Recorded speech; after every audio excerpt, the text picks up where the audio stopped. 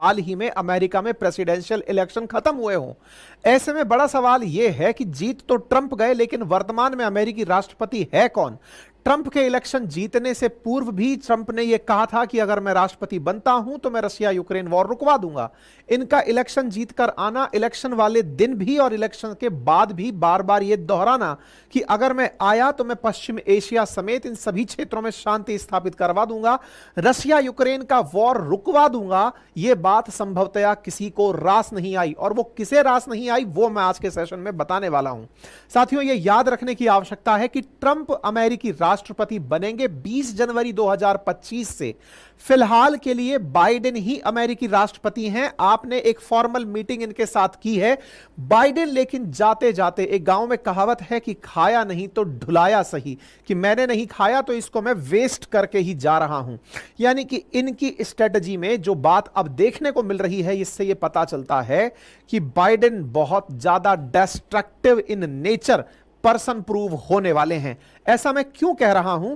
क्योंकि जहां Trump Putin के साथ मामला सेटल करने का विचार कर रहे थे, वहीं बाइडेन ने जाते जाते यूक्रेन को न केवल साल भर के लिए पैसा पकड़ा दिया युद्ध लड़ने के लिए, बल्कि बाइडेन ने इन्हें वो लॉन्ग रेंज मिसाइल मारने की परमिशन दे दी है जिसकी पुतिन ने साफ इनकार करते हुए कहा था कि अगर आपने यह किया तो मैं इसे नाटो का सीधा दखल मानूंगा। और नाटो का दखल का मतलब है कि वो वर्ल्ड वॉर 3 की शुरुआत माना जाएगा। ये सुर्खियां जो अभी आप ताजा देख रहे हैं, जिसमें हेडलाइंस बन रही हैं कि Biden allows Ukraine to strike Russia with long range missile. अगर आप अंकित इंस्पायर इंडिया पर लंबे समय से जुड़े हैं तो मैंने आपको बहुत पहले भी एक लाइन बोली थी कि यह वो टर्निंग पॉइंट होगा जिस दिन रशिया अपनी मिसाइलें यहां से उठा करके नाटो कंट्रीज पर मोड़ देगा। और नाटो कंट्रीज पर सिंपल रॉकेट दागने से काम नहीं चलेगा। हो सकता है कि वो न्यूक्लियर वॉर कर दे, वो न्यूक्लियर वेपन्स शुरू कर दे। और ऐसा मेरा कहना नहीं था, असल में पुतिन का ही एक बयान इस समय बहुत ज्यादा वायरल हो रहा है, जो उन्होंने 2 महीने पहले जेलेंस्की के द्वारा लॉन्ग रेंज मिसाइल की परमिशन अमेरिका और नाटो कंट्रीज से मांगे जाने पर दिया था।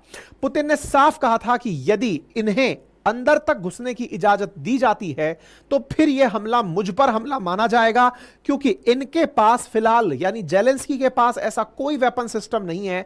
जो भी है वो इनके पास अमेरिका और उसके सहयोगियों के द्वारा दिया गया सिस्टम है। और ऐसे में अगर ये रूस के अंदर मिसाइल मारने की सोच रहे हैं तो ये आने वाले समय में एक भीषण वॉर वार्निंग मानी जाएगी। ऐसे में ट्रंप के शासन में आने से पहले ही जाते हुए राष्ट्रपति का इस तरह का काम करना, जिसमें उन्होंने यूक्रेनी सैनिकों को आर्मी टैक्टिकल मिसाइल सिस्टम जिसे ATCMS कहा जा रहा है, उसके प्रयोग करने की, उसके उपयोग करने की परमिशन दे दी है। मतलब आप यह सोचकर देखिए कि जाते जाते वो जेलेंस्की से इस 2 महीने में ही आर या पार करने की और इस दुनिया में युद्ध को भड़काने की परमिशन दे जा चुके हैं।